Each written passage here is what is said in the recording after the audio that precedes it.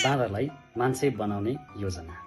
संसदमा बाँदरको बिगबिगीबारे व्यापक छलफल भइरहेको छ।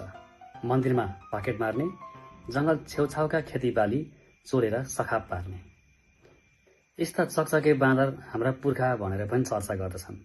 यदि पुर्खै हुन् भने डार्विनका पुर्खा होलान्, हाम्रा पुर्खा पक्कै पनि होइनन्। अब बाँदर नियन्त्रण कसरी गर्ने त?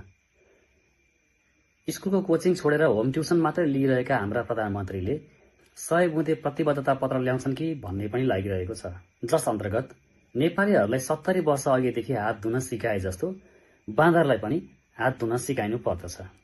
हात धोए गरेपछि बाँदरले पारिवारिक योजना कतिखेर गर्ने भनेर सोच्न फुर्सद पनि नपाओस्। यसै गरी मान्छेलाई 2 सन्तान ईश्वरका वरदान भने जस्तो बाँदरलाई पनि 2 सन्तान बाँदरका योगदान भन्ने कार्यक्रम ल्याउन सकिन्छ। यो कार्यक्रम सँगसँगै स्कुलहरूमा बुक फ्री फ्राइडे भने जस्तो जंगलमा पनि फ्रुट्स फ्री फ्राइडे अर्थात् फलफूल निशुल्क दिने शुक्रबार, फ्रुट्स फ्री फ्राइडे जस्ता कार्यक्रम लागू गर्न सकिन्छ। यसरी सरकारको नीति तथा कार्यक्रम मान्ने हरेक बाँदरलाई शुक्रबार फलफूल र केरा निशुल्क वितरण गर्न सकिन्छ। अनि बाँदरले बिहे चाहिँ कतिखेर गर्ने? मान्छेहरूमा बिहावारी 20 वर्ष पारी भने जस्तो बाँदरमा पनि निश्चित उमेर लागू गर्नुपर्ने हुन्छ। यसका लागि बाँदरलाई 5 वर्षसम्म करियर गाइडेन्स कोर्स रटाउने, 6औं वर्षमा चाहिँ मन्दिर वरपर ल्याएर 1 वर्षका लागि ओजिटी गराउने, ओजिटी अन द जब ट्रेनिङ।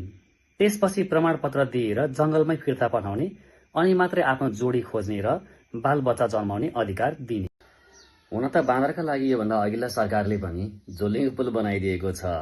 जंगलमा खेल्न उफ्रिन रमाउन दुनियाँ हेर्नका लागि भ्यू टावर बनाइदिएको छ। 1-2 घर मानव बस्तीमा पनि बिजुलीको तार लगेर पोल टाँगेर बत्ती झुन्डाइदिएको छ। बाँदरका लागि यो संसद मात्रै होइन, पहिलेको संसद पनि अति नै चिन्तित थियो। बाँदर नियन्त्रण गर्ने अर्को अचूक उपाय पनि छ। डिजिटल नेपाल भने जस्तो डिजिटल जंगल कार्यक्रम लागू गर्ने, जंगलैभरि सीसीटीभी क्यामेरा राखिदिने।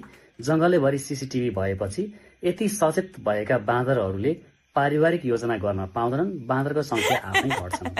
अन्त्यमा बाँदर नियन्त्रण गर्नुभन्दा मान्छेहरूले आफ्नो मस्तिष्क नियन्त्रण गरौं। बाँदरलाई त प्रकृति आफैले नियन्त्रण गर्दछ। हस्, धन्यवाद, नमस्कार।